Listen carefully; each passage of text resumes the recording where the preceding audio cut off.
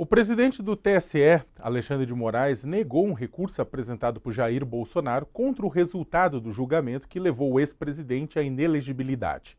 O caso se refere à reunião de embaixadores realizada em 2022, quando Bolsonaro disseminou ataques e mentiras sobre o sistema eleitoral no Palácio do Alvorada. O pedido de defesa de Bolsonaro é endereçado ao STF, mas passou por uma análise prévia por parte do presidente do TSE. Carla, deu a lógica, né? Que uma vitória, uma votação bastante elástica, né? Contra o presidente Jair Bolsonaro naquele primeiro caso. Estamos falando, gente, porque depois teve um outro caso, que era do 7 de setembro, né? Que o Bolsonaro foi de Isso. novo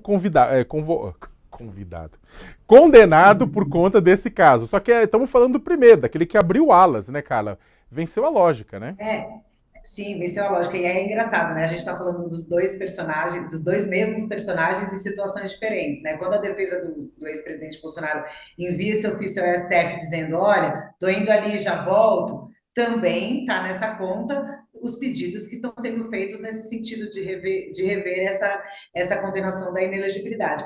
O que a gente sabe é que a defesa do ex-presidente Jair Bolsonaro vai tentar tudo que pode e as perspectivas eram muito ruins justamente porque a gente sabe dessa unanimidade. O que se aposta muito e se fala nos bastidores, mas aí eu confesso até que eu não sei juridicamente se é de fato possível ou não e com tempo hábil para isso, mas o que se fala aqui nos corredores e que se aposta é que com a troca de cadeiras do TSE, Nunes Marques chegando à presidência do TSE em 2026, haveria uma margem para que Bolsonaro conseguisse rever essa condenação, eventualmente, mas hoje o fato é, ele está condenado, como você colocou aí, teve uma segunda condenação, há tentativa da defesa e há esses acenos, né? Esse aviso da defesa do Jair Bolsonaro, assinado por vários advogados, dizendo: olha, ministro, estou indo ali voltando, estamos fazendo isso pelo nosso imenso respeito ao senhor.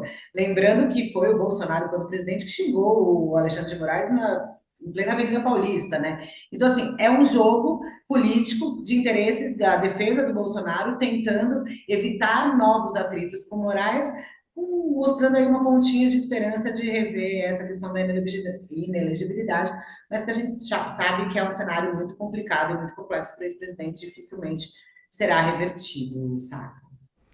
Você Isso também. aí É, à foi um vontade, teatro, Sérgio. desculpa, Sacão. Não, não, por favor, Isso aí segue. foi mais um teatro do Bolsonaro, né? Ele sabia que ia perder, não tinha nenhuma chance de ganhar, né?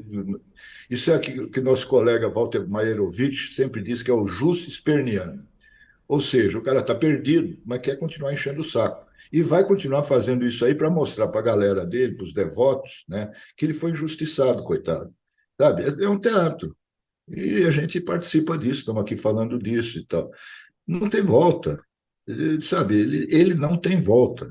Mas ele continua em campanha. Aliás, ele e a Michele Bolsonaro. Não sei se vocês têm visto, a Carla deve ter acompanhado, né? Os discursos da Michele Bolsonaro estão cada vez mais radicais. Ela já Sim. está à direita do Jair, sabe?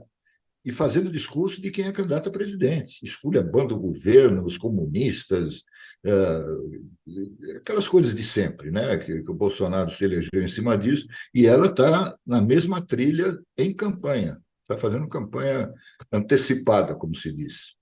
Nesse final de semana, inclusive, só um parênteses sobre isso, nesse final de semana teve um evento do PL em que o Bolsonaro até discursou, mas o discurso do Bolsonaro foi super vazio, curto, pequeno, e o dela foi longo, como você colocou, falando de tudo, inclusive com destaque falando do Flávio Dino, já É, também numa questão de quase que ataque ao Supremo, dizendo que o comunismo vai chegar é, lá e que é um é. absurdo, enfim, bem em linha com o que você está Bem falando, né, lembrado, Coutinho? de, bem lembrado, de, cara. de se colocar aí como uma substituta quase que natural do Bolsonaro. É. A pergunta que eu Estão em faço para campanha. a pergunta que eu faço para vocês dois até, porque é o seguinte, em Brasília se circula, inclusive, a possibilidade da ex-primeira-dama e hoje diretora do PL Mulher, Michele Bolsonaro, disputar, inclusive, a vaga do Senado, que pode vir a ser deixada pela cassação do mandato da candidatura ainda, né, de Sérgio Moro, pelo TRT do Paraná e depois pelo TSE. Né? Muita gente discute que ela poderia sair pelo Paraná e se tornar senadora. Vocês acham bem, para o Senado a gente até imagina nessa possibilidade, né, tudo da Michelle sair. Agora, vocês acham que o próprio Jair Bolsonaro, né, que tem toda aquela coisa do controle, né, dos cargos e da atuação da família, ele toparia que ela mais para frente tivesse voos maiores no executivo? Eu acho difícil o machismo do Bolsonaro admitir isso. Mas pode chegar um momento que, se ele não puder ser candidato, ele não tem outra saída. Ele vai ter que apoiar a mulher dele. Que também o PL não tem mais ninguém. A direita, a extrema-direita, não tem ninguém fora dos dois. Só tem eles. Eles vão ter que se entender.